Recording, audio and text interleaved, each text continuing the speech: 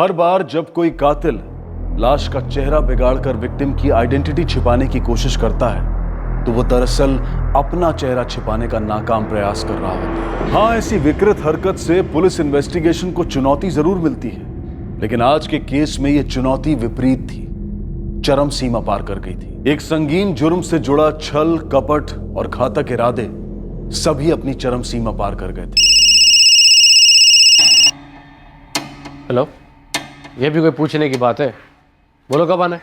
अरे आ जाओ, जल्द से जल्द आ जाओ, खूब ऐश करेंगे, खूब बातें करेंगे, आ जाओ। ठीक है, हम जल्द से आने का प्रोग्राम बनाते हैं। हम इंतजार कर रहे हैं, देर मत करना। चलो रखते हैं।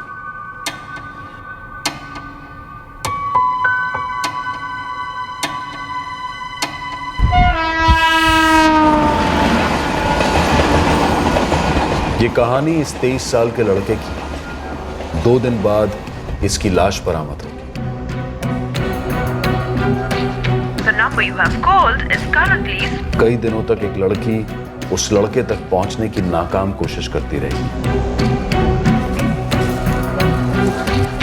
हाँ, हम कॉलेज जा रहे हैं। हाँ, शाम को देर मत करना।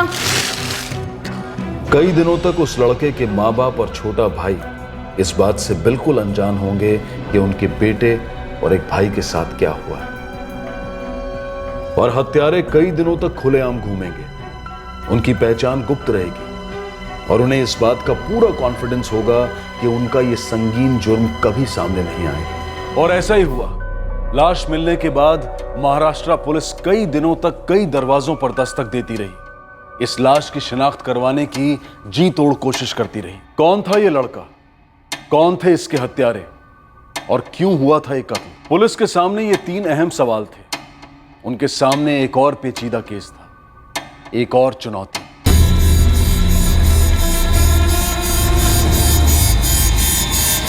शिवाजी चौकात चेन स्नॅचिंग की घटना घडली आहे। अच्छा। शिवाजी चौकात चेन स्नॅचिंग की घटना घडली आहे। अंदर के अंदर। त्याच्यावर लाल रंगाचा युनिफॉर्म वहीं रुको, हम पहुंच रहे हैं। यादव, एक टीम रेडी करो, तुरंत निकलना है। Okay sir. बोलो नीलेश।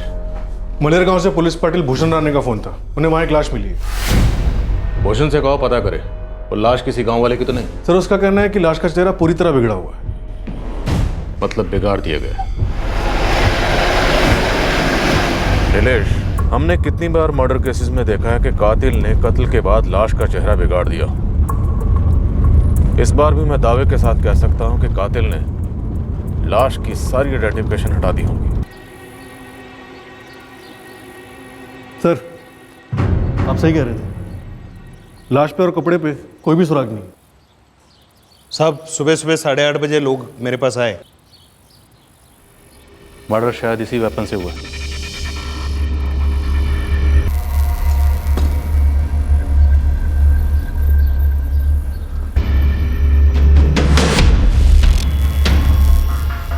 नहीं सर, इस बाबा को तो पहले कभी नहीं देखा गांव में। गांव वालों से पूछते हैं।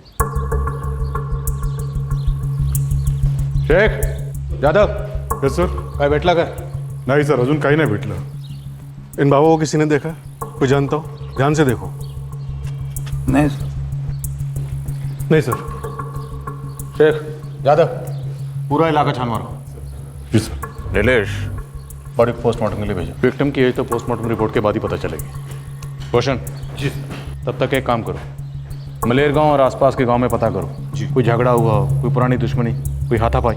जी सर। लेकिन साहब, मुझे लगता है ये आदमी हमारे गांव का नहीं है, क्योंकि हमारे गांव का होता तो अब तक तो पता चल जाता। कत्ल इसी चौपर से हुआ डॉक्टर? पूरी संभावना है, क्योंकि चॉपर पर हमें जो खून के ट्रेसेस मिले हैं वो बॉडी के खून से मैच करते हैं, AB पॉजिटिव। कत्ल कब हुआ होगा? 12 घंटे से ज्यादा नहीं हुआ इंस्पेक्टर, और बॉडी में अल्कोहल लेवल काफी है। हमें क्राइम सीन से शराब की बोतल मिली है।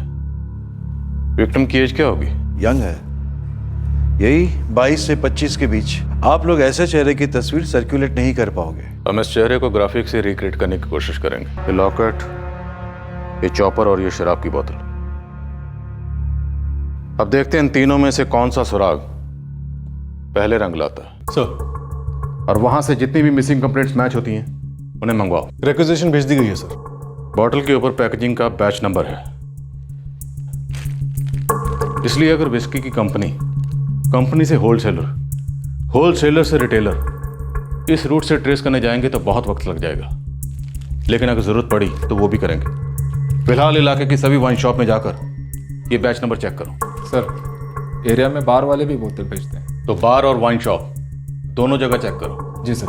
हमारे देश में बाबाओं की कमी नहीं है, हर गली हर मोहल्ले में एक मिलेगा। सर लॉकेट में तस्वीर है तो शायद इसकी कोई फॉलोइंग भी होगी। थोड़ा टफ है लेकिन स्कैन करके देखता हूँ। जल्दी करो, क्योंकि हमें पता करना है कि यह आदमी कौन है, इसे किसने और क्यों मारा। इसे उसी जगह मारा गया या मारने के बाद उस जगह पर लाकर इसे छोड़ा गया। और ये चॉपर और ये लॉकेट, ये वो जल्दबाजी में भूल गए या हमें झूठे सुरागों की भूल भुलैया में धकेल कर चले गए।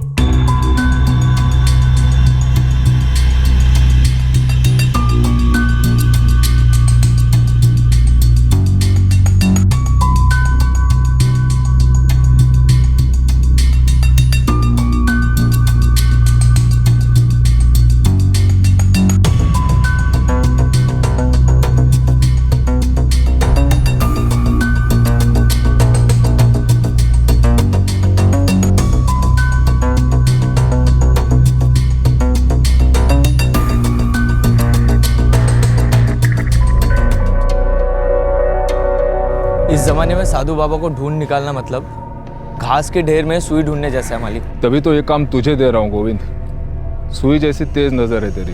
मैं अपनी तरफ से पूरी ट्राई करूंगा, बाकी सबसे बड़े बाबा जी की इच्छा। साहब, ये हमारे आसपास के 4 गांव के सरपंच हैं। हम सब लोगों ने मिलकर हर घर में जाके पूछताछ की, किसी भी घर से कोई भी गायब नहीं हुआ है और किसी की किसी के साथ कोई दुश्मनी भी नहीं। पुराने 22 से 30 साल के लड़कों के बीच में झगड़े होते ही हैं। थोड़ा और गहराई से पता लगाओ। हाँ साहब, वो तो करेंगे, लेकिन साहब अभी तक तो ऐसे ही लग रहा है कि ये लाश किसी लोकल लड़की की नहीं है, क्योंकि ऐसा कोई मिसिंग होता तो हमें तो पता चल ही जाता। ठीक है, फिर भी कुछ पता चले तो हमें बताना। सर,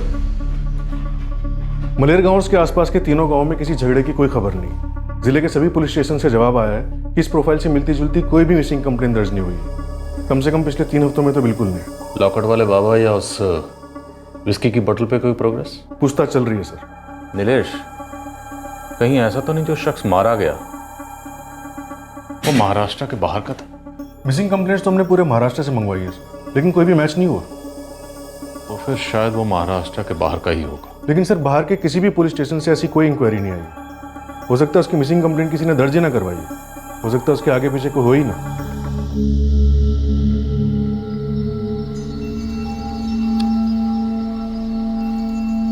कहाँ जा रही हो दीदी? बाहर।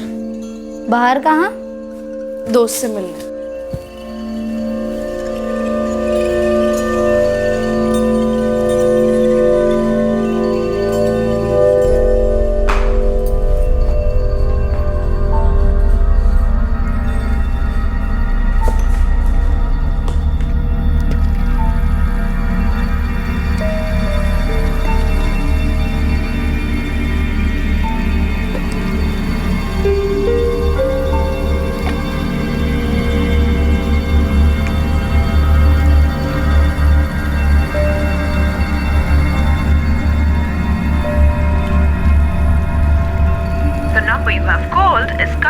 switched off.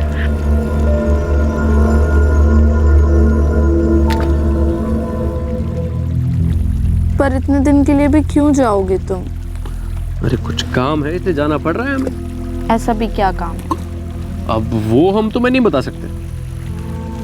हमें भी नहीं बता सकते? अरे बुद्धू, तुम्हें इसलिए नहीं बता रहे क्योंकि हम तुम्हें सरप्राइज देना चाहते हैं। देखो प्लीज हमें बता दो, पता नहीं क्यों हमें बहुत टेंशन हो रही है, ठीक नहीं लग रहा हमें कुछ, प्लीज। थोड़ा सब्र रखो, तुम्हें ऐसी गुड न्यूज़ देंगे कि झूम जाओगे तुम। और ऐसी गुड न्यूज़ ना तुमने कभी सुनी नहीं होगी। चलो अब मुस्कुरा दो फटाफट से। चलो चलो चलो चलो चलो चलो चलो।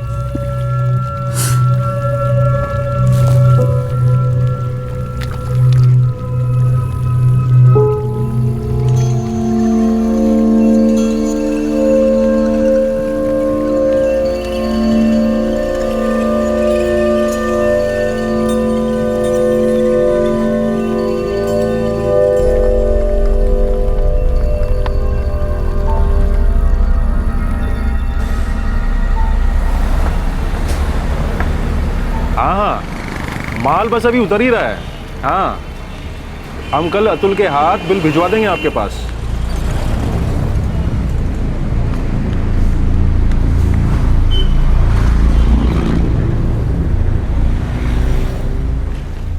एक प्रेमिका बेचैनी में लिप्त और एक भाई मजबूरी में कैद। महाराष्ट्र के पालघर इलाके में फतेहपुर जिले के एक युवक की हत्या हुई थी, पर उसकी प्रेमिका ज्योति और उसका छोटा भाई अतुल इस बात से बिल्कुल अनजान थे। उस युवक का फोन बंद था।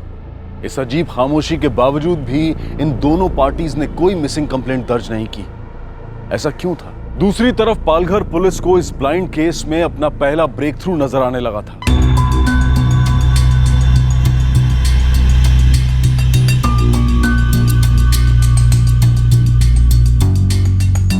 यज्ञेश महाराज। यज्ञेश महाराज, प्रभु निकेतन आश्रम, Kanpur, Uttar Pradesh.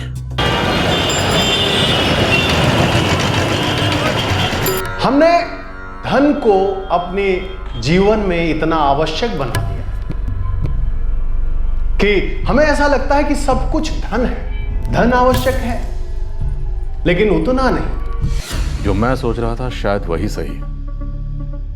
Victim out of Maharashtra से यहां आया होगा, मे बी कानपुर साइड से।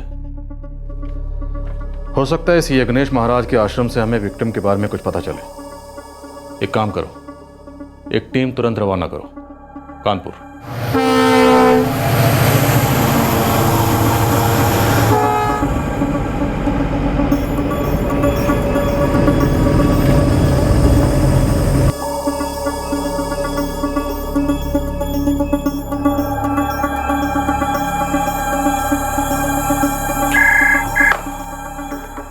पीएसआई धनावड़े।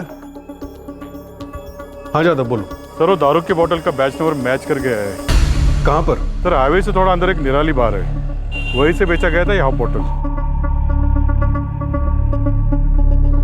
ऐसे लाखों भक्त हैं जो हमारे यज्ञेश महाराज का लॉकेट पहनते हैं, पर ऐसे इस युवक की पहचान करना बहुत ही कठिन है। महाराज के महाराष्ट्र में भक्तगण है, पालघर साइड में। महाराज को देश विदेश से सत्संग के न्योते आते हैं, और एक बार जब सत्संग हो जाता है तो अपने आप भक्तों का परिवार वहाँ बन जाता है। वैसे पालघर में कोई मंडल नहीं। हाँ, मुंबई में बोरीवली इलाके में एक ज़रूर है जहाँ महाराज साल में एक बार दर्शन देते हैं। आयोजन कौन करता है बोरीवली में? नाम नंबर पता कुछ दे सकते हैं? जी ज़रूर। और हाँ, हमारे ज़्यादातर भक्त यहाँ यूपी के ही हैं।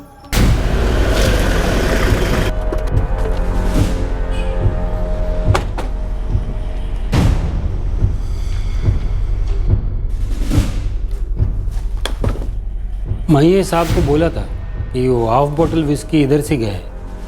ये रिसीट 27 अक्टूबर को 9:40 का सेल है। 27 अक्टूबर को रात 9:40 पे ये बोतल यहाँ से खरीदी गई, और अगले दिन सुबह 28 अक्टूबर को हमें वो लाश मिली, और लाश के पास ये विस्की की बोतल। ये साहब ने मेरे को लाश का फोटो बताया, लेकिन साहब रात का टाइम इतना कस्टमर कैसा पहचानेगा? ऊपर से नॉर्मल फोटो भी नहीं, कंप्यूटर कॉपी। तुम लोग हर टेबल के हिसाब से ऑर्डर नोट करते हो? Correct sir. 7 नंबर टेबल से विस्की का हाफ ऑर्डर किया था सर। हमारे पास सीसीटीवी कैमरा भी है। सीसीटीवी है? मुझे 27 अक्टूबर की रात की फुटेज चाहिए, जल्दी। मैं लड़की को सीढ़ी बनाने को भेजा, पहले से मालूम था। आप तब तक चाय ठंडा कुछ? सादा पानी।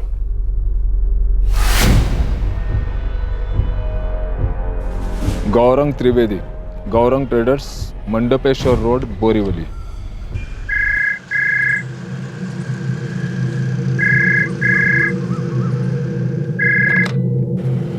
हेलो, कौन बोल रहा है? गौरंग त्रिवेदी जी। जी बोल रहा हूँ, आप कौन? मैं बागडोली पुलिस स्टेशन पालघर से कांस्टेबल जादव बोल रहा हूँ। हाँ बोलिए।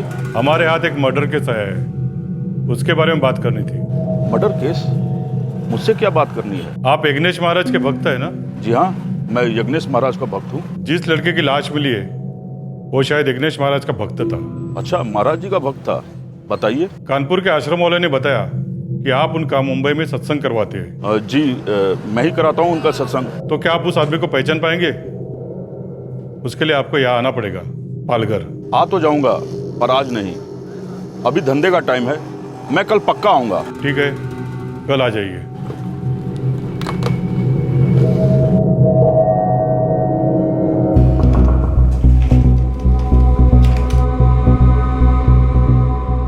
सर ये टेबल नंबर 7 है, इनमें से कोई एक हमारा सस्पेक्ट। इस एंगल से इनके चेहरे साफ नजर नहीं आ रहे, दूसरी सीढ़ी लगाओ। सर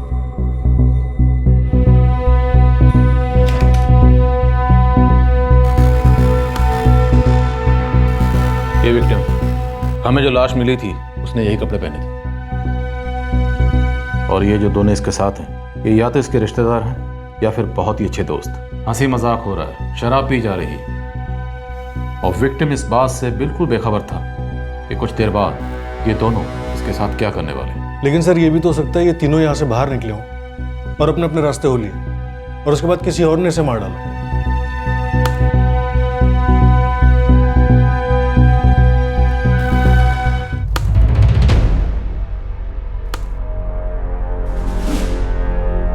ये देखो, शायद ये वही विस्की की बोतल है जो हमें क्राइम सीन पर मिली है।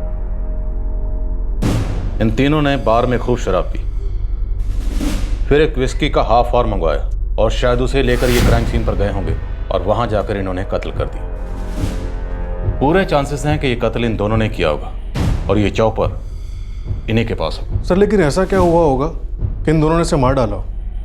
यहाँ पे तो लोग काफी खुश नजर आ रहे हैं, हंस रहे। हंसते हुए चेहरे अक्सर रोते हुए जख्मों के नकाब होते हैं। अब ये कातिल ही इस कत्ल की पूरी दास्तां बयान करेंगे। ये लड़का कौन था, कहाँ का था, यहाँ कैसे आया और क्यों मारा गया।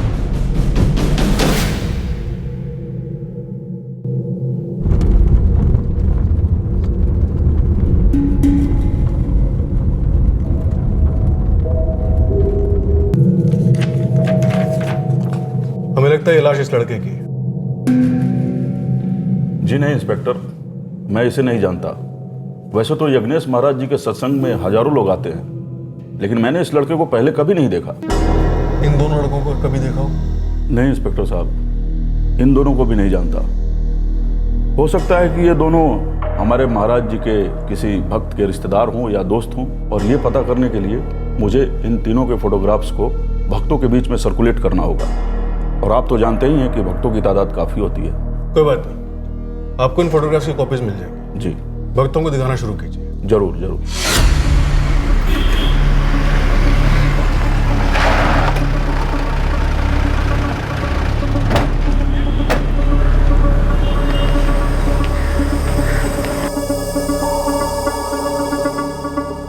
हाँ साहब, ये हमारा वेटर है संजय वेलनकर। बुलाओ इसे। मंजुनाथ, संजय वेलनकर को जल्दी बुलाओ। जी अन्ना, नमस्ते साहब। साहब ये टेबल नंबर 7 पे बैठा था, उस रात मेरा ड्यूटी था। उस रात इन तीनों ने टेक अवे विस्की ऑर्डर की थी? हाँ साहब, वो रेस हॉर्स का आधा खंबा ऑर्डर किया था।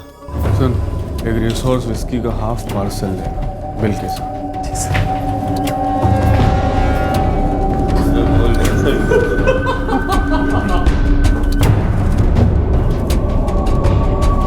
सर ये आपका रेस हॉर्स विस्की का हाफ और ये बिल।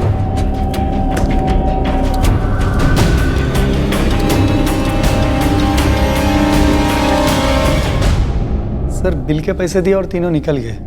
संजय, अब जो मैं तुमसे कह रहा हूं उसे ध्यान से सुनना। इन तीनों में इस लड़के का शायद मर्डर हो चुका है। क्या तुम इन तीनों के बारे में कुछ भी जानते हो? सर इन तीनों में से किसी को नहीं जानता हूँ। तुमने इन तीनों की आपस में कोई बातचीत सुनी थी? ये तीनों एक दूसरे को किस नाम से पुकार रहे थे?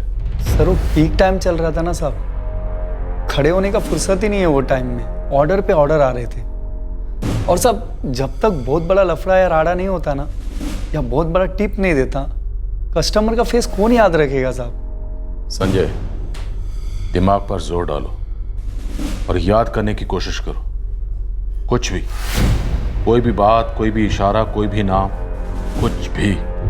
सॉरी सर, याद नहीं आ रहा है। सर अभी रेगुलर तो आते नहीं ना हो, रेगुलर कस्टमर को तो हम पहचानते भी हैं। अब पुलिस के पास एक चेहरा था जो शायद उस लाश का था जिसे कातिलों ने बिगाड़ दिया था। पुलिस के पास अब दो और चेहरे थे जो शायद कातिलों के थे, लेकिन पुलिस अब भी इन तीनों युवकों को पीड़ित और कातिल का दर्जा नहीं दे रही थी। बाहर से खरीदी गई और क्राइम सीन से पाई गई शराब की बोतल एक मजबूत सुराग था, लेकिन दिल्ली अभी बहुत दूर थी। कौन था ये पीड़ित, कौन थे ये तीनों लड़के और क्यों हुआ था ये कत्ल? इन सभी सवालों के जवाब इन बिखरे बिखरे सुरागों के बीच कहीं छिपे हुए थे। इंस्पेक्टर, मैंने अपने सत्संग में आने वाले प्रत्येक भक्तों से पर्सनली मीटिंग की है और बातें की है और आपके दिए हुए फोटोग्राफ्स भी उन्हें दिखाए हैं और उन्होंने भी अपने दोस्तों और रिश्तेदारों से इस विषय में बातें की है। लेकिन सॉरी इंस्पेक्टर, उस मारे गए लड़के को और बचे हुए उन दोनों लड़कों को कोई नहीं पहचानता है।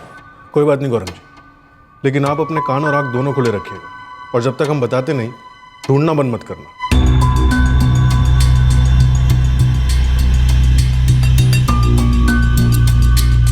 पालघर पुलिस ने कड़ा सर्च ऑपरेशन लॉन्च किया, यह पता लगाने के लिए कि पीड़ित और उसकी मौत के पहले उसके साथ देखे गए दो युवक कौन थे, ताकि उनके बारे में कहीं से कोई सुराग उनके हाथ लग जाए। उसे एक लीड, उसे एक ब्रेक थ्रू की जरूरत थी जो कई कड़ियों को जोड़कर इस केस के ढांचे को एक आकार दे पाता। कुछ दिन और बीत गए, पर इन तीन युवकों के बारे में कोई भी खबर सामने नहीं आ रही थी। इसके गले में एक बाबा का लॉकेट भी था। समझ के चल सकते हैं कि विक्टिम मुस्लिम नहीं था। तो डॉक्टर आप क्या रिकमेंड करते हैं? डीएनए सैंपल्स मैंने ले लिए हैं, अब इसे और ज्यादा रख नहीं पाएंगे। आप फॉर्मेलिटीज कंप्लीट कीजिए, हम क्रियाक्रम की तैयारी करते हैं। मुंबई से कब आने की बात कहकर गए हैं जनाब? पक्का तारीख तो नहीं बताया, पर कह रहा था कि 1 महीना तो लग जाएगा। और ऐसा कौन सा तीर मारने गया वो मुंबई? हमें भी कुछ बता कर नहीं गए थे भैया। हमने पूछा भी था कि अचानक दीदी से मिलने के प्लान और उसके बाद सीधा मुंबई साइड जाने का प्लान कैसे बन गया। तो क्या बोला वो? बोले कि जिंदगी में सब कुछ अचानक ही हो जाता है, प्लानिंग से प्लानिंग तक नहीं हो पाती। लाइफ में जितना प्लानिंग व्लानिंग करना है कर लो, होगा वही जो तुम्हारी किस्मत में लिखा है। जिस चीज से तुम्हें जीरो एक्सपेक्टेशन होगी ना, वही से धड़धड़ा के सामने आ जाएगी। लेकिन कुछ तो बताते जाओ भाई, अचानक दीदी से कहाँ मिलने जा रहे हो? कुछ बात है क्या? देखो भाई, हम सुनते हैं अपने दिल की, और हमारा दिल कह रहा है हमें जाने के लिए, इसलिए हम जा रहे हैं। चलो चलते। ऐसा भी क्या है बेटा जो तुम हमसे छिपा रहे हो? मुंबई कोई घर दुहारी है? कितना दूर है मुंबई, और वहां कैसे रहोगे, क्या करोगे? कुछ तो पता होना चाहिए ना घर वालों को। देखो माँ, भरोसा रखो हम पर। लौट कर आकर ऐसी खबर सुनाएंगे, खुशी के मारे लट्टू हो जाओगे तुम। और हाँ, हमारा फोन थोड़ा बंद रहेगा वहाँ पे, क्योंकि वहाँ नेटवर्क का प्रॉब्लम है, तो चिंता मत करना। हाँ, तुम संगीता दीदी को बताए हो कि तुम उससे मिलोगे? हम बताए उन्हें, और हम उन पे बोझा नहीं बनेंगे। बस एक रात रुकेंगे, फिर चले जाएंगे मुंबई।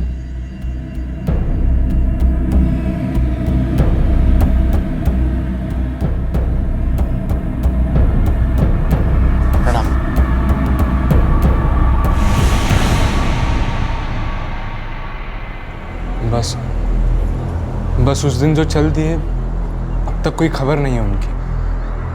ना ही कोई फोन, ना ही कोई मैसेज। हमको कोई बताएगा ऐसे कौन से खुफिया मिशन पर गया है ये मेरा हीरो है?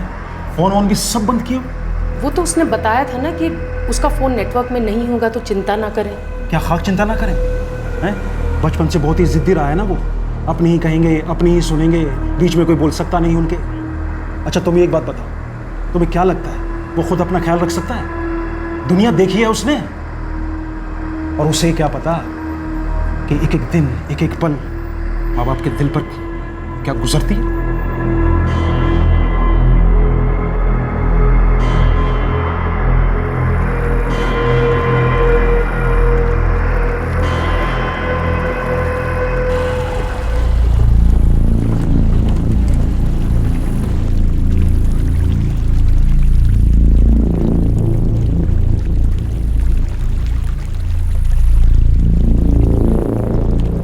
नहीं अतुल, और तो कुछ नहीं बताया, बस यही कह रहा था कि कुछ दिनों के लिए मुंबई जा रहे हैं और जब आएंगे तो बड़ा सा गुड न्यूज़ देंगे। तुम उस दिन हमारी दुकान की तरफ आई थी ना? हाँ, ये पूछने की सब ठीक तो है ना? बात हुई क्या तुम्हारी उससे? पता नहीं क्यों जान निकली जा रही है हमारी। हमें भी कुछ बता कर नहीं गए भैया, बस इतना बताए थे कि उनका फ़ोन आउट ऑफ रेंज रहेगा वहाँ। हमसे भी यही कहा था। पता नहीं क्यों हमें कुछ ठीक नहीं लग रहा। देखो तुम टेंशन ना लो, अगर भैया का तुम्हारे पास कोई फ़ोन आता है तो तुम हमें बता देना, और अगर हमारे पास कोई फ़ोन आता है तो हम तुम्हें बता देंगे। तुम्हारा नंबर नहीं है हमारे पास, नंबर दो।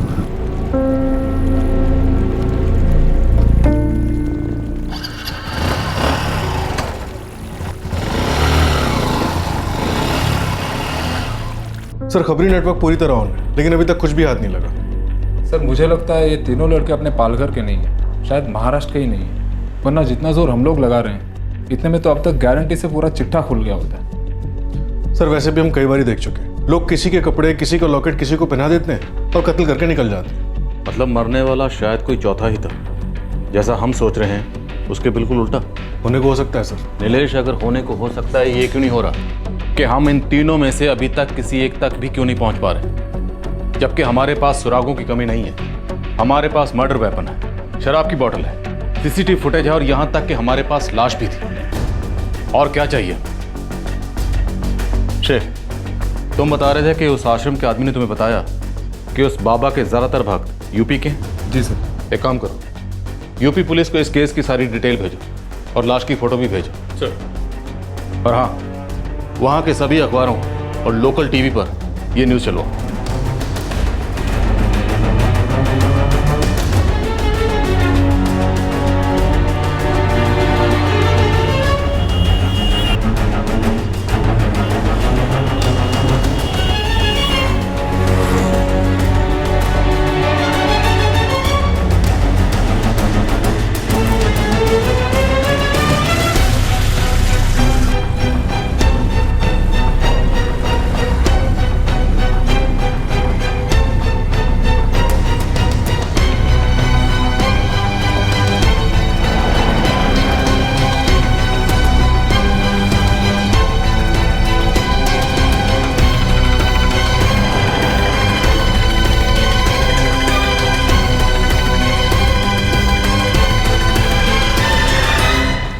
आराम से इसे फटाफट उठा, फटाफट फटाफट।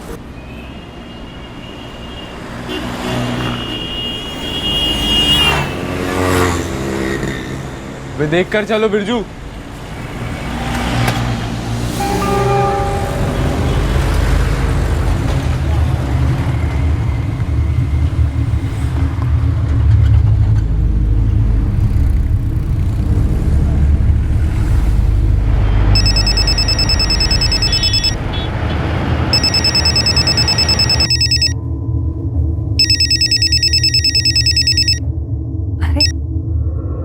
हाँ अतुल, बोल क्या बात है? बड़े दिनों बाद याद आई अपनी दीदी की। दीदी, भैया आपके आए थे क्या? हाँ आया था ना कुछ दिन पहले। क्या बात है, वो घर नहीं लौटा अभी तक? वो आपके यहाँ कब आए और वहाँ से कब निकले वो? अरे लेकिन मुझे बता तो कि क्या बात है। हम कहें ना, पहले बताइए वो आपके यहाँ कब आए और वहाँ से कब निकले वो? अक्टूबर 25 को वो यहाँ आया था, फिर 27 की सुबह मुंबई के लिए निकला था। वो कह रहा था कि वहाँ उसका कुछ काम है, वो करके फिर फतेहपुर लौटने वाला है। लेकिन तू मुझे अब तो बता कि माजरा क्या है। अतुल, हे अतुल चल। दीदी हम आपको बाद में फोन करते हैं।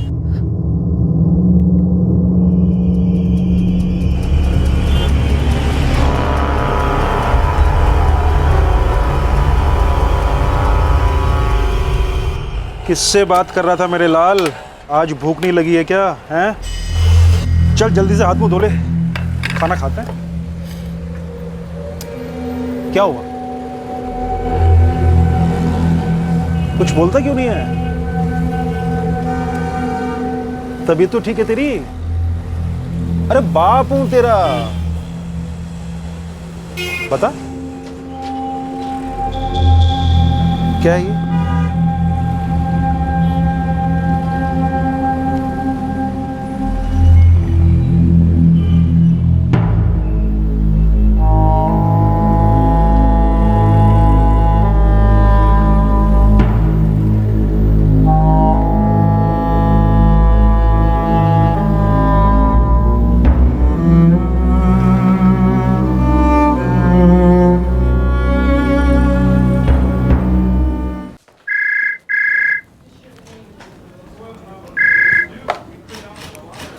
Bagdoli police station, PSI Nilesh Dhanawade बोल रहा हूँ। सर हम अतुल राजपूत बात कर रहे हैं, फतेहपुर यूपी से।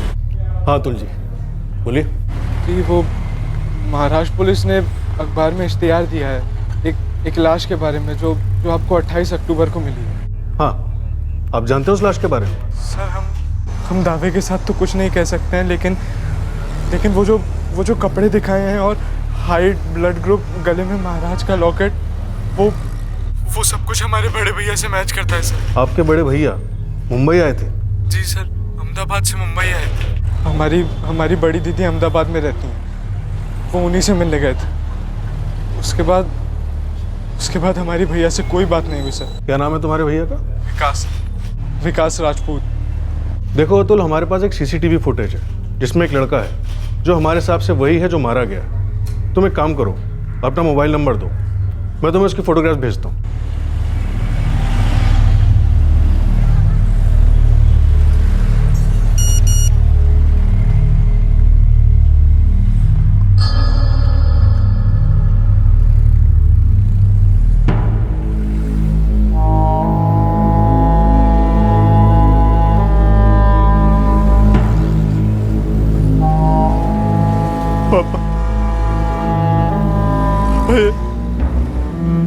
ये विकास भैया ही है पापा।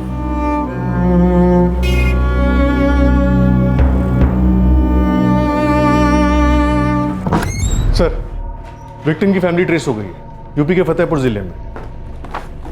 क्या नाम है विक्टिम का? विकास राजपूत नाम था सर, 23 साल का था, फतेहपुर जिले के दीरू गांव का रहने वाला था। वो दोनों लड़के, उनकी कुछ शिनाख्त हुई? सर, विकास के पिता और भाई कल यहाँ पहुंचने वाले हैं। दोनों की फोटोग्राफ्स उनको दिखाते हैं, शायद वो आइडेंटिफाई कर लें। 24 अक्टूबर 2015 को विकास राजपूत फतेहपुर से अहमदाबाद के लिए रवाना हुआ था अपनी बहन संगीता के घर जाने के लिए।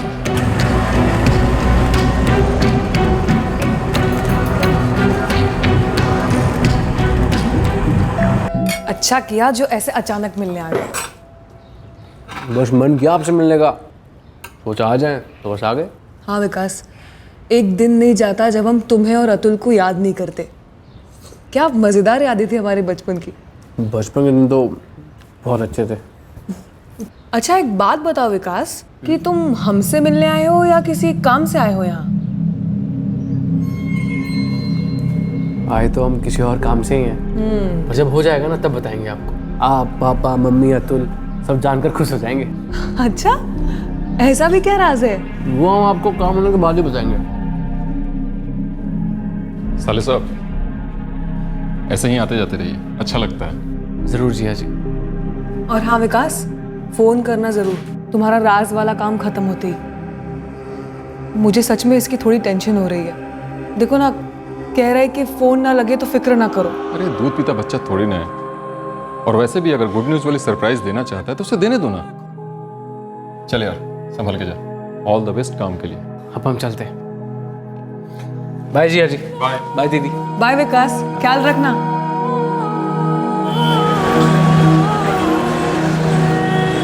27 अक्टूबर को विकास मुंबई आया। उसकी यहां आने की वजह एक राज था। उसने किसी को नहीं बताया कि मुंबई में ऐसा क्या काम निकल आया था। उसकी अपनी गर्लफ्रेंड अनजान थी, उसकी अहमदाबाद में बहन अनजान थी, और फतेहपुर में उसकी माँ, उसका भाई और पिता भी अनजान थे। और अब उसकी मौत की खबर आई।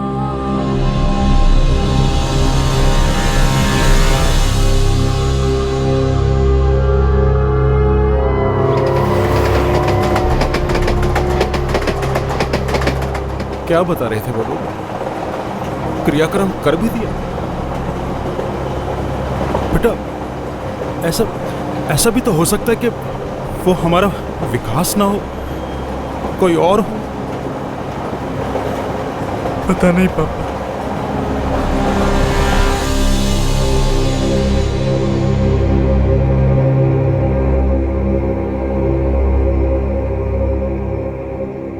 क्या तुमको इन सब के बारे में कुछ भी पता था? जी नहीं, हम तो गांव वालों से सुने हैं, जैसे आप सुने हैं।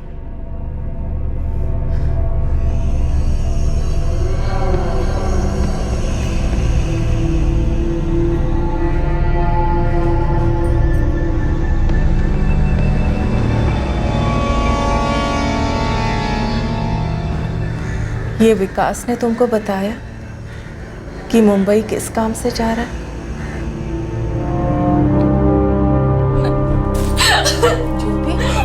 ज्योति, रुक जा, मैं कहती हूँ। क्या हो, कहाँ जा रही हो? ज्योति, ज्योति कहाँ जा रही हो तुम?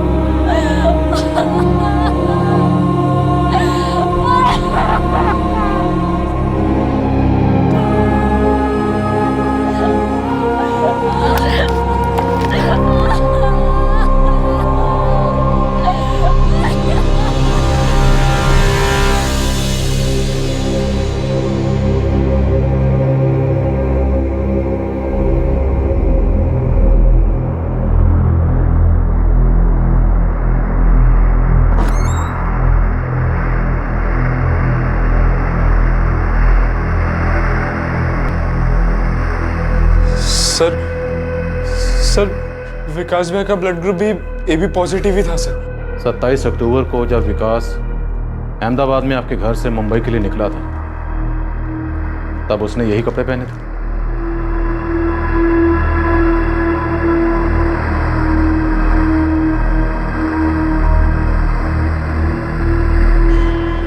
जी सर, विकास ने यही कपड़े पहने थे। ना देखिए, 28 अक्टूबर की सुबह को हमें ये लाश मिली थी। हमने इसकी आइडेंटिफिकेशन कराने की पूरी कोशिश की, लेकिन कुछ नहीं मिला। 3 हफ्ते बीत गए और फिर लाश सड़ने लगी, तो मजबूरन हमें इसका क्रियाक्रम करना पड़ा। किसने किया ऐसा? हमें सिर्फ शक है, अभी हम दावे के साथ कुछ नहीं कह सकते। हमारे पास CCTV फुटेज से लिए हुए फोटोग्राफ्स हैं। उनमें जो 2 लड़के हैं वो 27 अक्टूबर को आपके बेटे विकास के साथ थे। नरेश,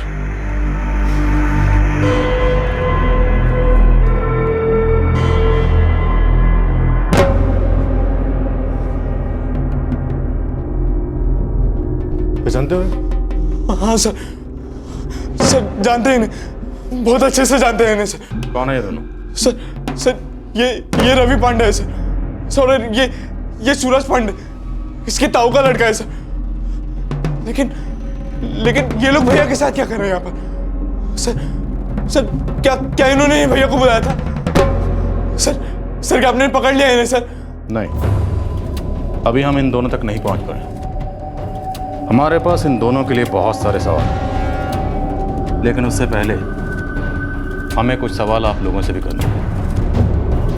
विजेंद्र जी, आपके बेटे विकास की पहचान करवाने का सफर हमारे लिए बहुत लंबा रहा, और अब ये दोनों लड़के रवि और सूरज, क्या मालूम? देखिए, ये केस तभी सुलझेगा जब हम इस केस की तह तक जाएंगे। इसलिए प्लीज बताइए कि आखिर इन तीनों के बीच में क्या हो?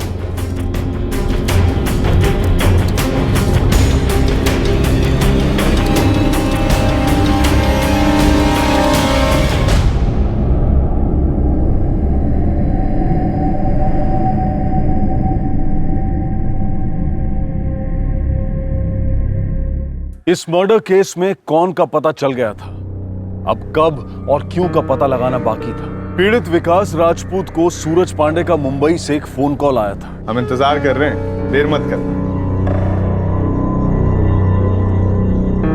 और उसके बाद विकास मरा हुआ पाया गया। सूरज का कजन रवि भी उस रात वहीं था जिस रात विकास का कत्ल हुआ। कत्ल के पहले ये तीनों एक साथ बैठकर शराब पी रहे थे, जो CCTV फुटेज में दिख रहा था। क्या वो सच था, या फिर जो दिख रहा था वो किसी और ही सच पर चढ़ा एक मुखौटा था?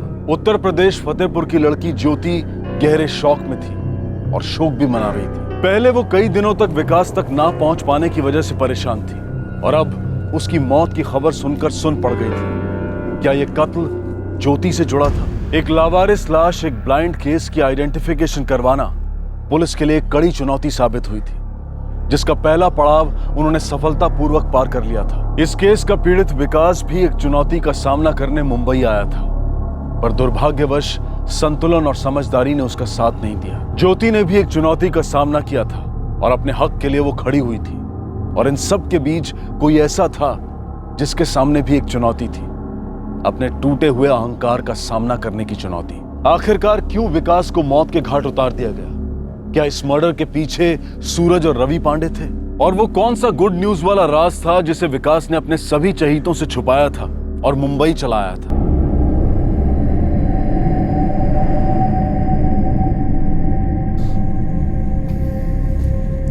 दीदी, दोनों चाहे तो अहमदाबाद लौट जाइए। हम पापा को भी ट्रेन में बिठा देते। पापा आप जाकर मम्मी को संभालिए, अकेली हैं वहां पर, हम यहीं रुकते। बेटा क्या कहेंगे घर जाकर तुम्हारी मम्मी से? हमारे विकास शरीर तक नहीं मिला, लावारिस समझकर पुलिस ने अंतिम संस्कार कर दिया। ये तीनों लड़के फतेहपुर जिले के दीरू गांव के रहने वाले हैं। सर विकास की फैमिली बता रही थी ये तीनों बचपन के दोस्त हैं। शेख सर, एक काम करो, एक टीम लेकर इनके गांव जाओ, सिविल ड्रेस में जाना, पता करो कि ये दोनों लड़के रवि पांडे और सूरज पांडे कहीं अपने गांव में तो नहीं छुपे हुए। जी सर। सर रवि और सूरज के मोबाइल फोन अभी भी स्विच ऑफ आ रहे हैं, लेकिन मैंने इन दोनों के और विकास के फोन रिकॉर्ड्स मंगवा लिए। लेकिन सर विकास की बॉडी पर से उसका मोबाइल फोन तो नहीं मिला था। चेहरा बिगाड़ दिया तो मोबाइल फोन क्यों छोड़ते?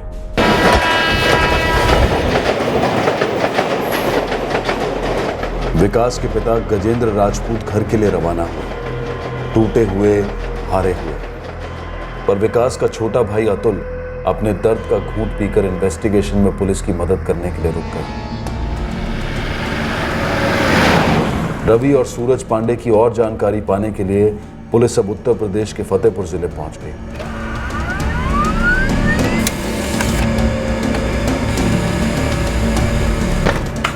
सर जैसा कि एक्सपेक्टेड था, सूरज और रवि पांडे के फोन 27 अक्टूबर को स्विच ऑफ किए गए, यानी कि कत्ल की रात। विकास राजपूत का फोन भी तभी स्विच ऑफ किया गया सर, उसी जगह पर जहां क्राइम सीन था। अब तो शक की कोई गुंजाइश नहीं है कि विकास राजपूत का कत्ल इन्हीं दो चचेरे भाइयों ने की। तीनों में बहुत गहरी दोस्ती थी सर। गहरी दोस्तियां और गहरी दुश्मनियां एक ही सिक्के के दो पहलू होते हैं नीलेश। लेकिन इन तीनों की दोस्ती दुश्मनी में क्यों बदली, ये अतुल ने हमें नहीं बताया, जबकि उसकी खामोशी से बदले की बू आ रही थी। इस लड़के की लगाम को कस के पकड़ना होगा।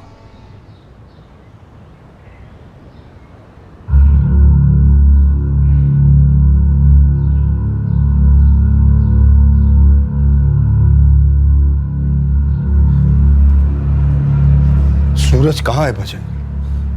अरे भैया हम लोगों को कुछ पता नहीं। खबर तो सुने ही होगी।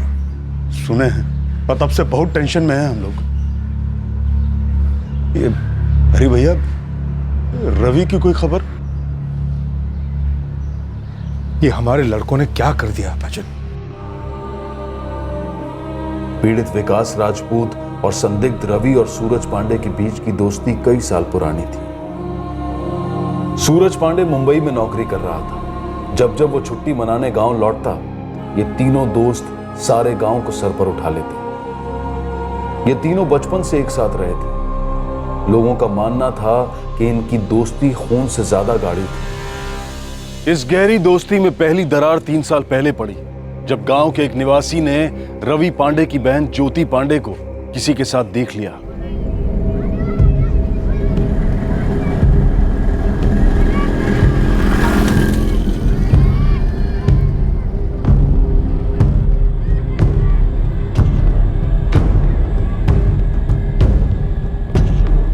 लखन चाचा, ज्योति के साथ वो लड़का कौन था?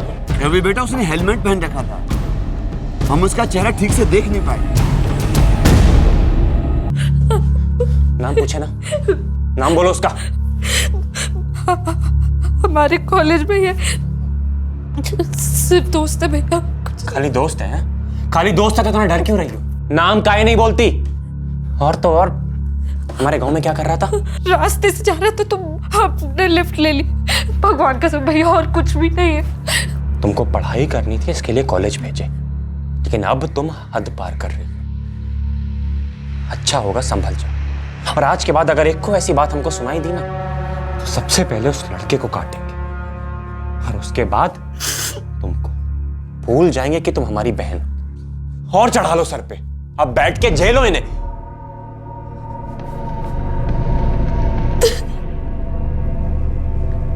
रवि, ये तुम्हारा गुस्सा न तुम्हारे लिए ठीक है न तुम्हारी बहनों के लिए। अरे पापा, आप समझ काहे नहीं रहे? हम कोई बंबई कलकत्ता में नहीं रहते, हम गांव में रहते हैं, और यहाँ गांव में लड़की की इज्जत उछलते 2 सेकंड नहीं लगता है। और अगर एक बार ऐसा हो गया ना, तो मतलब जिंदगी भर के लिए पूरी परिवार की नाक कट जाए, और ये बात हमें कतई मंजूर नहीं।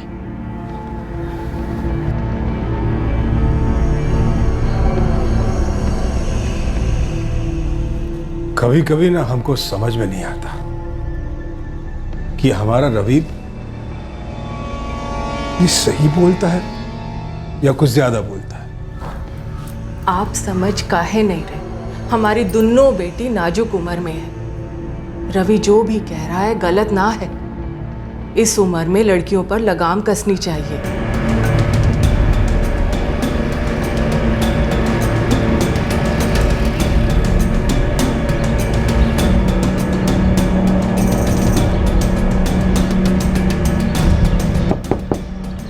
अबे क्या बात है यार, बोलो ना। तुम और ज्योति एक ही कॉलेज में पढ़ती हो, तो तुमसे एक मदद चाहिए। तो बोलो, क्या मदद चाहिए? नजर रखो ज्योति। काहे? एक आदमी काम करता है हमारे, लखन। वो हमको बताया कि वो ज्योति को किसी बाइक वाले के साथ देखा। हम घर जाके 2 दिए उसको, लेकिन बोल रही है कि खाली दोस्त है। बहन को काहे मार दिया यार तुम? हमारी इज्जत का सवाल है। ज्योति ने कुछ बताया कि कौन है, का इरादा क्या है उसका? कुछ इरादा चाहे जो भी हो, हमारा इरादा साफ है। हमारी बहन के साथ या आसपास जो भी लड़का दिखा ना, काट डालेंगे उसको। तुम गुस्से से काम काहे ले रहे हो यार? हम करते हैं, पता काम माजरा है। माजरा जो भी हो, लेकिन हमारी बहन की शादी तक उसके आसपास कोई लड़का नहीं हो सकता।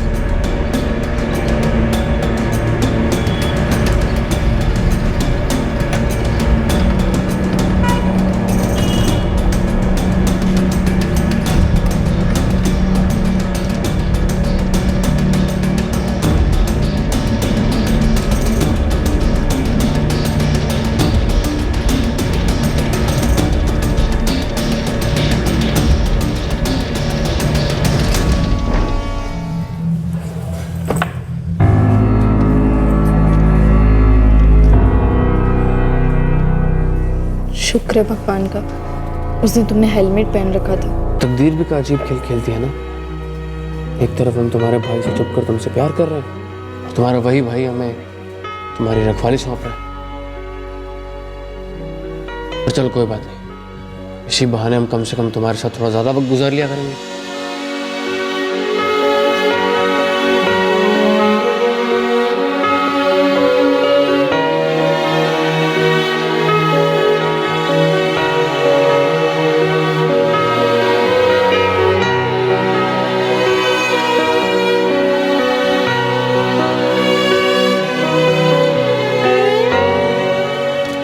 प्रिया, वेरी बैड। ऐसे किसी की डायरी नहीं पढ़ते। क्यों? कुछ गलत लिखा है क्या अपने डायरी में? उससे तुम्हें क्या करना? दीदी, आपका किसी के साथ चक्कर वक्कर है क्या? अब बता दो, मैं किसी को नहीं बताऊंगी। वो हेलमेट वाला लड़का ना? ऐसा कुछ नहीं है।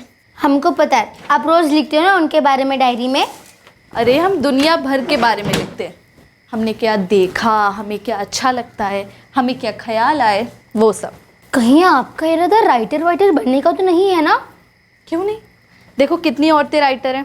हम भी एक दिन राइटर बनेंगे, और देखना हमारी किताबें छपेंगी और बिकेंगी भी। दीदी, एक बात पूछे? उस लड़के के बारे में नहीं तो फिर? रवि भैया। क्या हुआ? वो हम पर और आप पर कितना रोब जमाते, जब देखो तब गुस्से में ही होते। उन्हें हम दोनों पर ऐसा भी क्या गुस्सा है?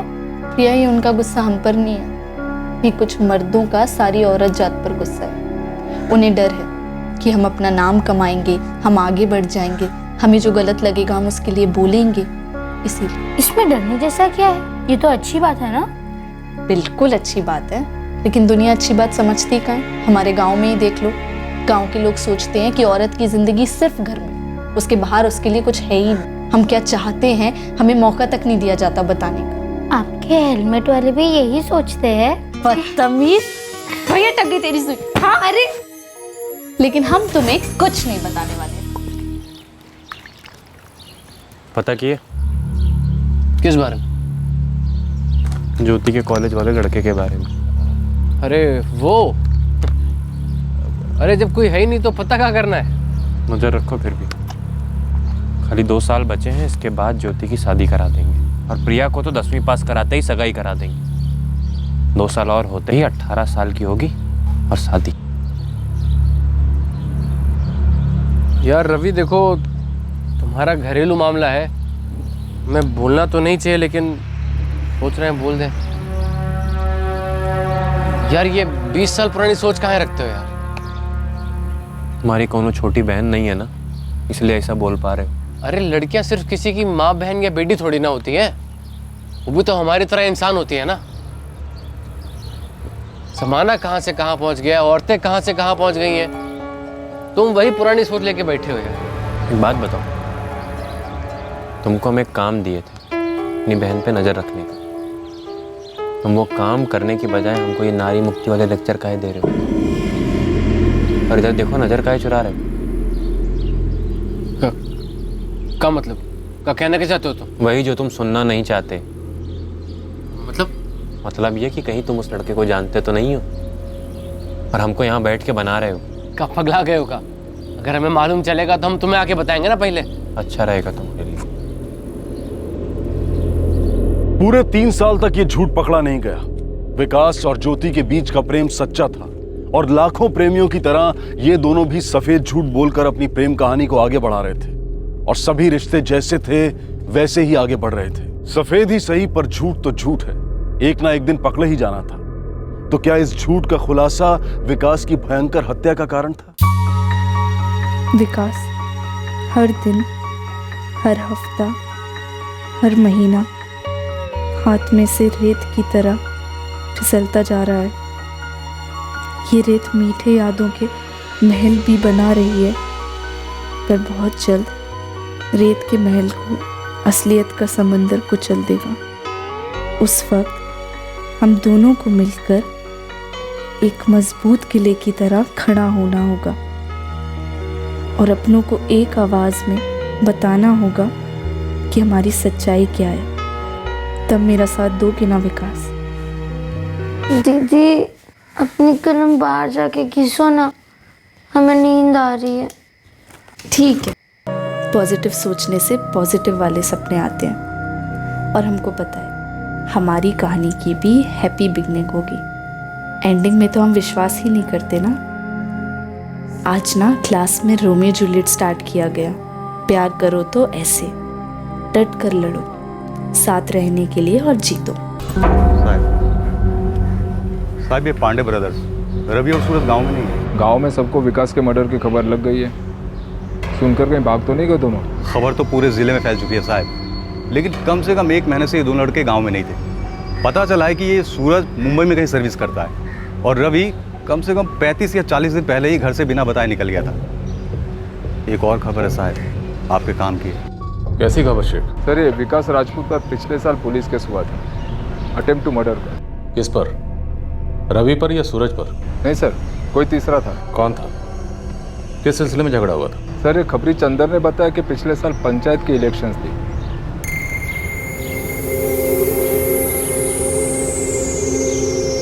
गांव में पंचायत इलेक्शन होने वाला था। विकास और अतुल की दूर की रिश्तेदार कंचन ठाकुर सरपंच के पद के लिए खड़ी थी और दोनों भाई उसका प्रचार कर रहे थे।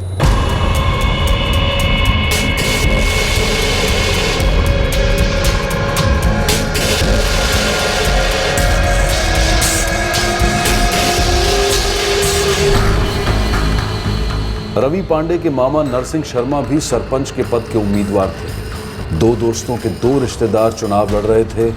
माहौल तनाव से भरा हुआ था। सुनो, ये दीवार हम बुक किए हैं अपने पोस्टर के लिए। ये गांव का दीवार है।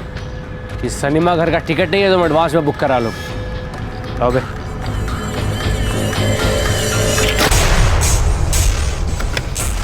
और तुम्हारे भी है रवि, तुम्हें भी उखाड़ देंगे और तुम्हारा पोस्टर भी।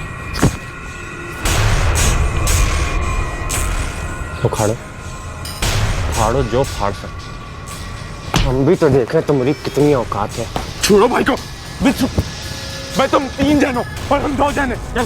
भाई एक आवाज देंगे सब आ जाएंगे। बवाल मत खड़ा करो, निकलो यहाँ से। देखो ऐसा है, यहाँ पोस्टर हमारा लगा, चाहे कुछ हो जाए। इस दीवार पर हमारी कंचन मौसी का पोस्टर लग चुका है। अब अगर तुमने एक भी पोस्टर को हाथ लगाया ना तो इस गांव में तुम्हारे नरसिंह मामा का जितना पोस्टर है ना सब उखाड़ दे। कहाँ लेकर जा रहे हैं? अरे पापा कुछ नहीं किया, हम ये झूठा आरोप लगा रहे हैं हम लोगों पे। हम बता रहे हैं कोई हथियार नहीं था हमारे पास। हमें पता है बेटा। झूठ बोल रहे हैं सब।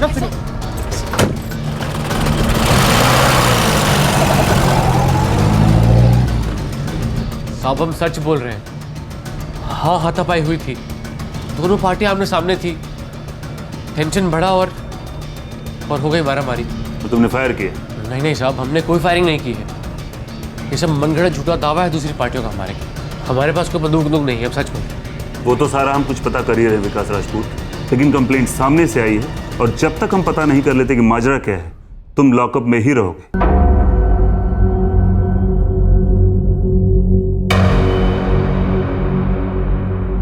आपके यहाँ भी ऐसा होता हो? इलेक्शन के दौरान लोग एक दूसरे पे जम के केस ठोकते, सब झूठे। तो विकास ने कोई अटेम्प्ट टू मर्डर नहीं किया था? नहीं, हमने जांच की थी, कोई हथियार नहीं मिला, कोई गवाह नहीं, कुछ नहीं। हमने विकास राजपूत को दूसरे दिन छोड़ दिया था। किसी पर भी जान से मारने की कोई कोशिश नहीं हुई। और हमारे यहाँ पर कोशिश कामयाब हुई है सर। विकास मारा गया है और हमें पूरा शक है कि ये सूरज और रवि पांडे उसकी मौत का कारण है। और फिलहाल वो दोनों ही हमारे पहुंच के बाहर है।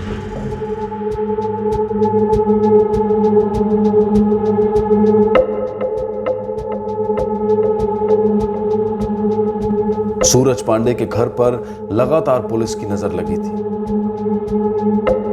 रवि पांडे के घर भी कड़ी नजर रखी गई और पीड़ित विकास के माता पिता समझ ही नहीं पा रहे थे कि ऐसा क्या काम आ गया था विकास को जो वो अचानक मुंबई चला गया और वहां उसकी हत्या कर दी गई। ज्योति ने विकास के साथ सारी जिंदगी बिताने का संकल्प किया था। वो भी समझ ही नहीं पा रही थी कि उसके भाई रवि, सूरज और विकास के बीच ऐसा क्या हुआ था जिसकी वजह से उसकी जिंदगी के सारे सपने चूर चूर हो गए थे। ज्योति को पता ही नहीं था कि दरअसल सूरज ने ही मुंबई से विकास को फोन किया था, जिसकी वजह से विकास मुंबई के लिए निकल पड़ा था। विकास और सूरज और शायद रवि के अलावा किसी को इस बात की भनक तक नहीं थी कि विकास की इस मुंबई यात्रा के पीछे राज क्या था। वो कौन सी सरप्राइज गुड न्यूज थी जो विकास ने ज्योति को, अपने माँ बाप और भाई को और अहमदाबाद में अपनी दीदी और जीजा जी को सुनाने का वादा किया था। नहीं सर, कुछ भी नहीं बताया भैया ने।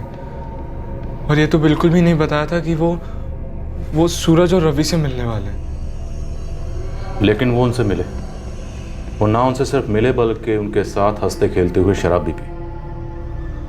वही तो सर, वही तो सबसे बड़ा शौक है सर। समझे नहीं आ रहा है कि भैया उन दोनों से मिलने के लिए इतनी दूर मुंबई क्यों आए। हमें पता चला है कि तुम लोगों के बीच में कुछ रंजिश थी। पिछले साल पंचायत के चुनाव को लेकर कुछ तनाव था। क्या तुम्हारे भाई के कत्ल की वो वजह हो सकती है? नहीं सर, ऐसा कुछ नहीं था सर। सर वो सारी बातें तो तभी की तभी शांत हो गई थी सर।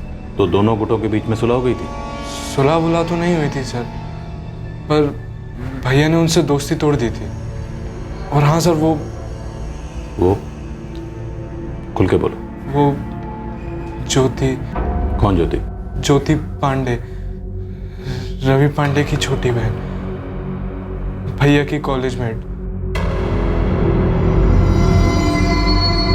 तो तुम्हारे विकास भैया और रवि पांडे की बहन ज्योति पांडे के बीच में कुछ था?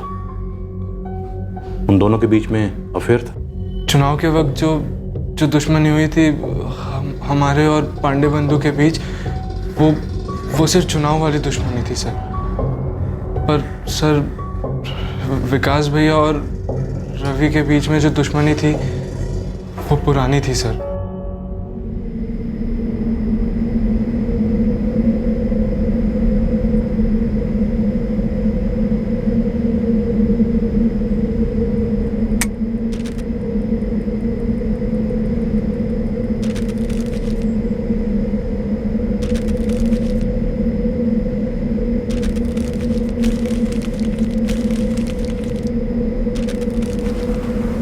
ज्योति, ज्योति, अरे यहाँ काहे सोए हो? अंदर जाके सो चलो। ज्योति,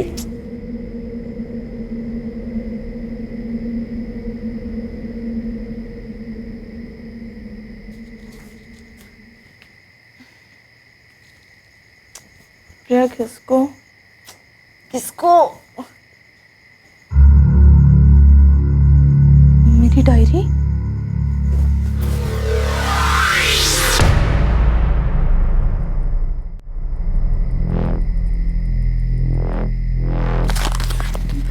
ये हमारी पर्सनल डायरी है।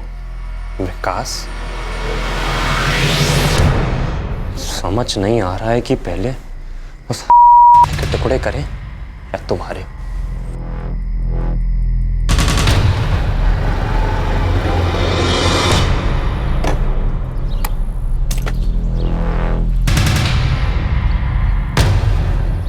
अबे रवि, कहाँ हो? अबे इतना अर्जेंट कहाँ बुला लियो?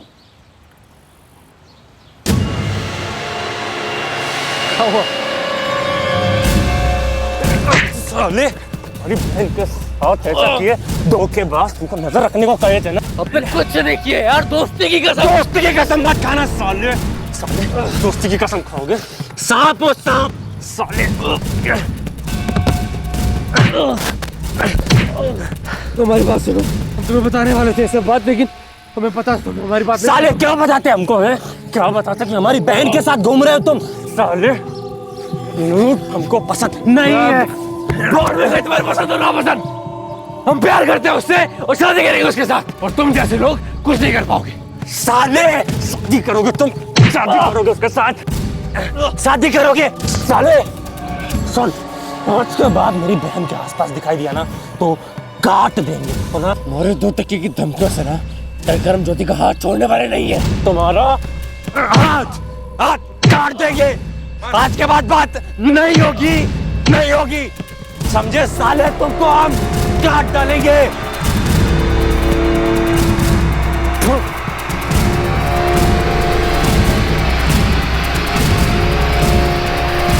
क्या कर रहे हो तुम? क्यों मार रहे हो इसे? जानते हैं वो हेलमेट वाला आशिक कौन था? विकास, विकास राजपूत, हमारा बचपन का दोस्त, जिस पे हम भरोसा किया, और इन पे भी। ज्योति, रवि भैया क्या बोल रहे हैं? पापा प्यार करते हैं हम विकास से।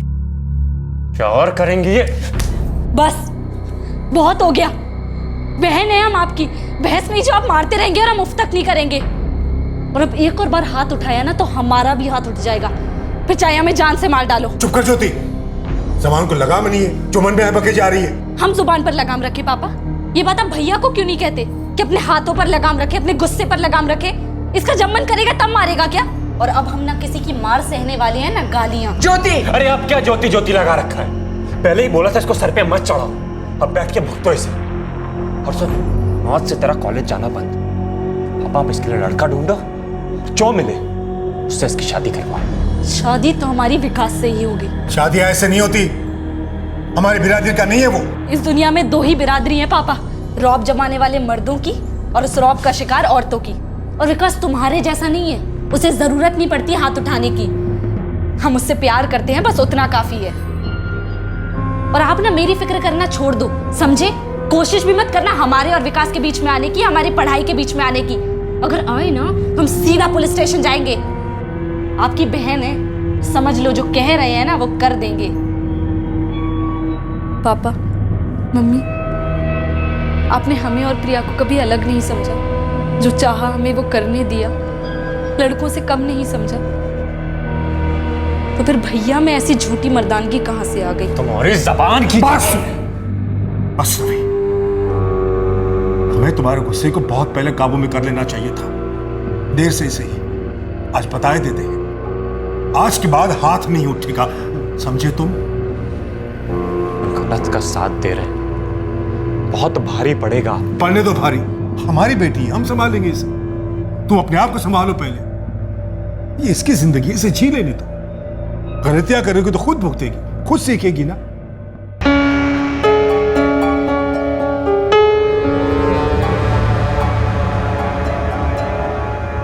पापा को बता देते हैं भाई, बड़ों को बात करने दो। नहीं, अभी नहीं। एक बार ज्योति से आमने सामने बात कर लेंगे, फिर देखेंगे। उस दिन के बाद विकास भाई और ज्योति मिलते रहे सर। ज्योति भी वैसा ही फील करती थी जैसा भैया फील करते थे। उन दोनों ने ये लड़ाई मिलकर लड़ने का फैसला किया। रवि ने अपने ताऊ के लड़के सूरज को विकास भैया और ज्योति के बीच के रिश्ते के बारे में सब बताया। सूरज ने भी भैया के साथ दोस्ती तोड़ दी थी सर। लेकिन तुम्हारे भैया विकास और ज्योति पांडे के बीच अफेयर बरकरार रहा और मजबूत होता गया सर।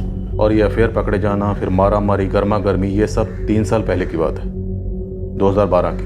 जी सर। इसका मतलब है रवि पांडे और सूरज पांडे ने अपनी बहन ज्योति पांडे के साथ तुम्हारे भाई के अफेयर का बदला पूरे 3 साल बाद उसे यहाँ मुंबई में बुला कर लिया।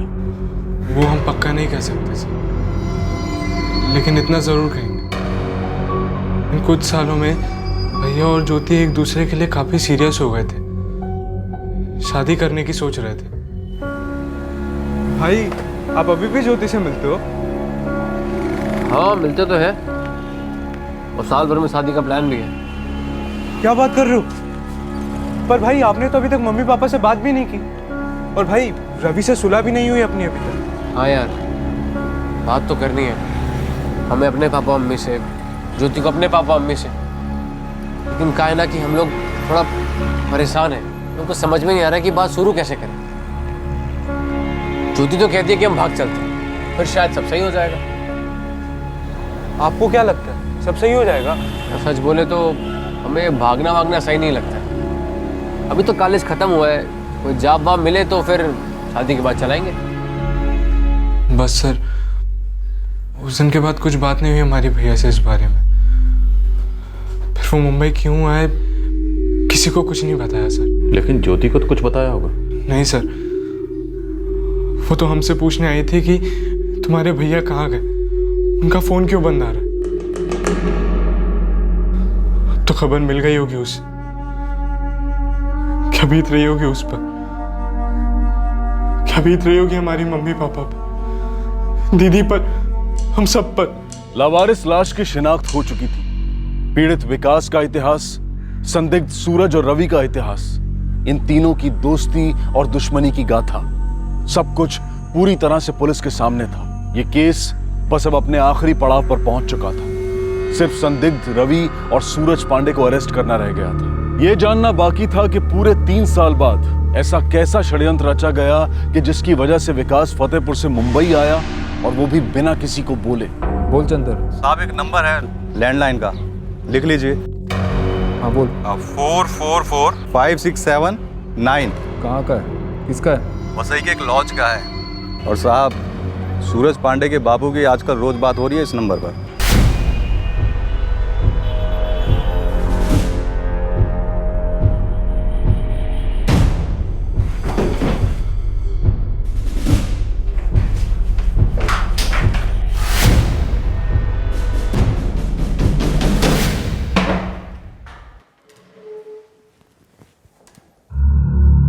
पांडे जी एंड पांडे जी, तुम दोनों के माँ बाप, विकास के माँ बाप और हमारे थाने के सभी लोग ये जानने के लिए बेहद उतावले हैं कि तुम दोनों ने विकास के साथ ऐसा क्यों किया, और विकास खुद चलकर मौत के मुंह में क्यों आया। हाँ, बस निकल रहे हैं, पहुंच गए समझो। हाँ हाँ, okay okay okay okay done. माँ, हम जा रहे हैं। संभल कर जाना।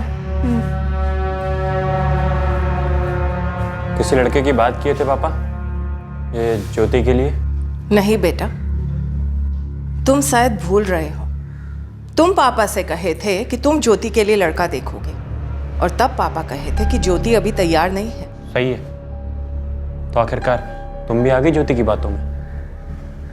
मालूम है ना जमाना कैसे नोच खाएगा अगर किसी भी दूसरी जात में शादी की, उस विकास से। और फिर अपनी प्रिया की शादी तो भूल जाओ। हम तुम्हारी सारी बात समझते हैं बेटा, लेकिन ज्योति अभी तैयार नहीं है, तो फिर बात आगे कैसे बढ़ा सकते हैं? और जबरदस्ती तो हम ज्योति के साथ करेंगे नहीं।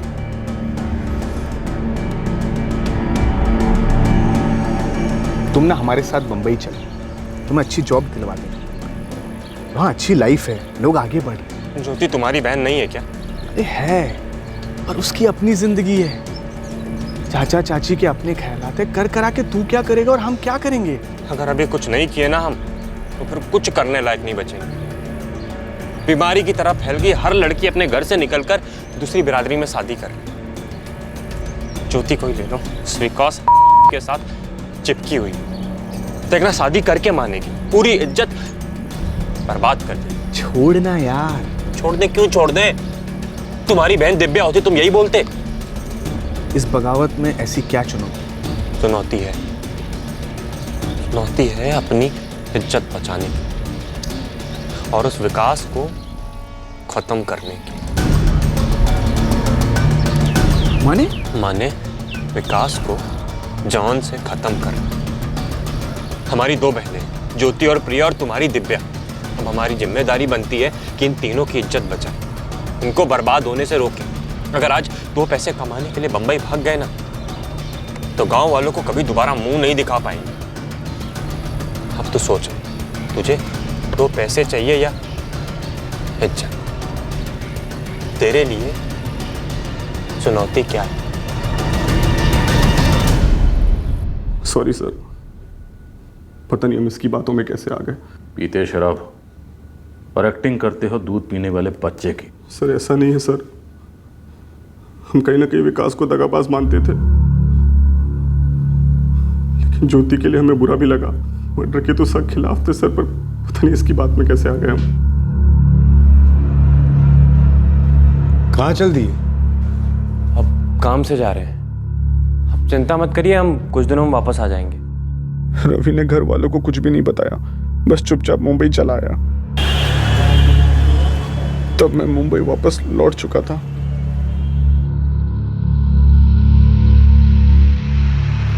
कल विकास को फोन तुम करोगे, तुम्हारी बात आसानी से मानेगा।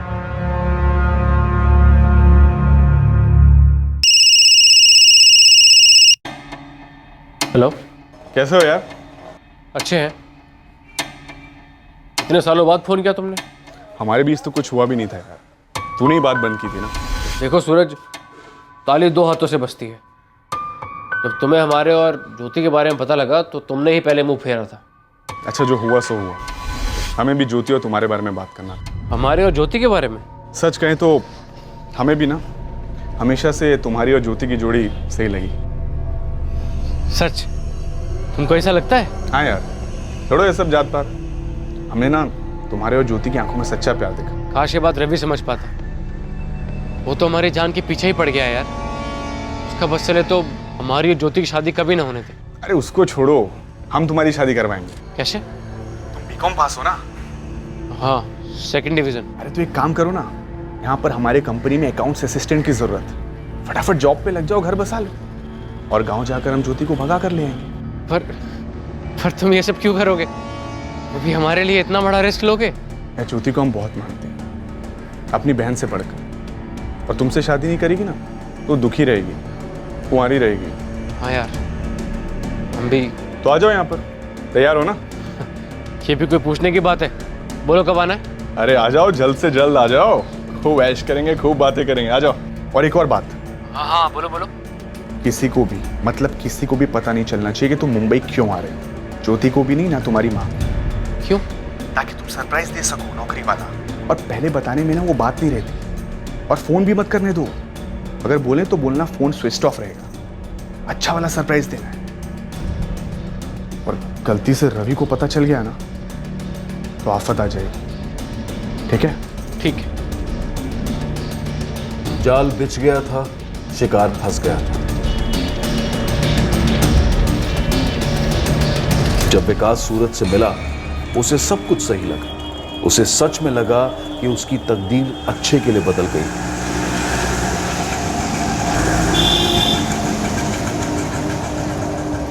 यहाँ रहते हो? हाँ, तुम भी रहोगे ज्योति के साथ ऐसे ही बिल्डिंग।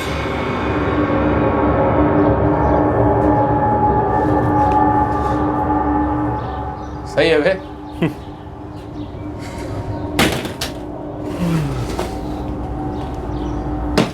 तेरे लिए एक सरप्राइज है। बोलो। उधर देख।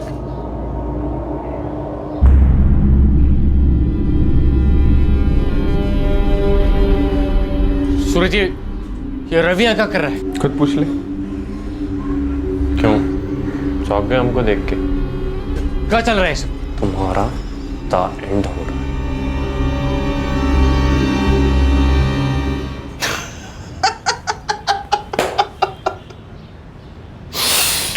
अब इतना टेंशन मत दे इसको। अभी अभी आया था का बेचारा। देख विकास, जब कुछ अच्छा होना होता है ना तो पूरी दुनिया एक हो जाती है उसे पूरा करने के लिए। समझे नहीं हम।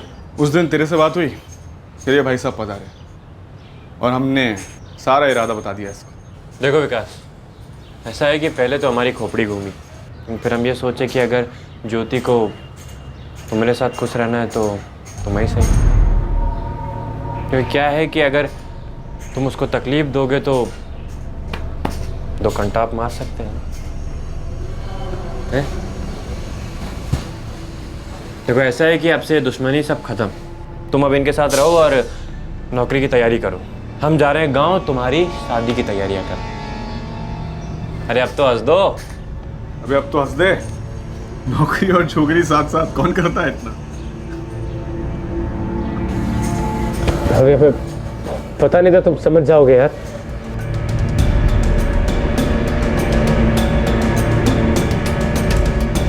हमने उस रात विकास को खूब पिलाई और फिर वो दारू खरीद कर वहां से निकले।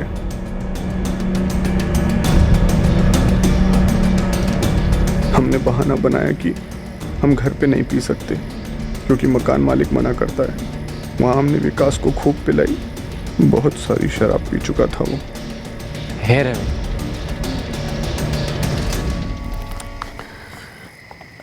आज ना हम बहुत खुश हैं। सब कुछ ऐसा सपना जैसा लग रहा है हमें। इस दिन का ना हम 3 साल तक इंतजार किए। हम भी ना 1 घंटे से इंतजार कर रहे हैं कि कब हल्का होके आ जाए। जाओ जाओ जाओ। हमने पहले से वहां दिन में अपना हथियार चौपर छुपा रखा था। रवि, आप तुम्हें पता है सबसे बड़ी चुनौती क्या होती है? तुम्हारा जिगरी दोस्त, उसके साथ तुम्हारी दुश्मनी हो जाए, फिर से उसी दोस्त से दोस्ती करना, उसी को गले लगाना, ये होती है सबसे बड़ी चुनौती।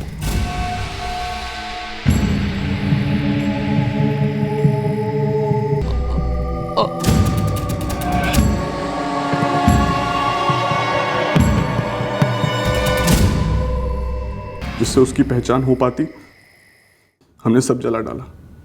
और मिशन अकम्प्लिश्ड। रवि पांडे, तुम्हारे सामने चुनौती थी अपने दोस्त विकास से बात करने की, अपनी बहन के जज्बातों को समझने की, अपने अंदर के ये बड़े भैया की मेल ईगो को मारने की, अपने अहंकार को मारने की। लेकिन तुमने चुनौती किसे बनाया? अपनी बहन, अपने माँ बाप और विकास के माँ बाप को दुख देने को। इसे चुनौती नहीं कहते, इसे कहते हैं खुदगर्जी। एक परिवार ने अपना एक बेटा खो दिया। एक परिवार अब कोर्ट कचहरी में सालों जूते घिसेगा, यह साबित करने के लिए कि उनके बेटे को फंसाया गया है और उसके साथ नरमी बरती जाए। और एक परिवार जिंदगी भर शर्म और दर्द के बोझ के मारे अपना सर उठा ही नहीं पाएगा। सोचता रहेगा कि आखिरकार उनके बेटे ने इतना क्रूर और बेमतलब का रास्ता क्यों चुना अपनी बहन को उसके प्रेमी से दूर रखने के लिए। और एक लड़की सुन है, कुछ भी सोच नहीं पा रही, एक जिंदा लाश की तरह बैठी है। ये वही लड़की है जो समय की रेत के साथ मीठी यादों के महल बांधना चाहती थी, अपने प्यार विकास के साथ अपना घोंसला बनाना चाहती थी, किताबें लिखना चाहती थी, खुश रहना चाहती थी। रवि और सूरज को आईपीसी की धारा 302 के तहत हत्या के लिए, धारा 201 के तहत सबूत मिटाने के लिए और धारा 34 के तहत कॉमन इंटेंशन के जुर्म में गिरफ्तार किया गया है। इस वक्त वो दोनों जुडिशियल कस्टडी में हैं। गुस्से और अहंकार में अंधे होने पर अक्सर लोग सरल, कानूनी और मानवीय रास्ता देख नहीं पाते। उन्हें सिर्फ जुर्म और क्रूरता की अंधेरी गलियां नजर आती हैं और उनमें घुसकर वो पूरे होश और जोश के साथ एक जुर्म को अंजाम देते हैं। सारे सबूत मिटाने की कोशिश के बाद इस बात में सुकून पाते हैं कि उनकी क्रूरता, उनकी विकृति कभी किसी के सामने नहीं आ पाएगी। कत्ल करने के बाद कोई मकसद हासिल नहीं होता, सिर्फ नुकसान ही नुकसान होता है, और सिर्फ पीड़ित और कातिल का नहीं, बल्कि दोनों तरफ से जुड़ी न जाने कितनी जानों को जीते जी जहन्नुम देखना पड़ता है। हम आपको बता दें कि कल यानी रविवार 20 मार्च 2016 को क्राइम पेट्रोल सतर्क का एपिसोड टेलीकास्ट नहीं होगा। अब क्राइम पेट्रोल सतर्क में आपसे मुलाकात होगी अगले शुक्रवार को रात 10:30 बजे। तब तक सुरक्षित रहें और देखते रहें क्राइम पेट्रोल सतर्क। सबक एक को सीख हम सबको। जय हिंद। क्राइम पेट्रोल के और भी दिलचस्प कहानी देखने के लिए हमारे चैनल को सब्सक्राइब करें और बेल आइकॉन दबाना न भूलें।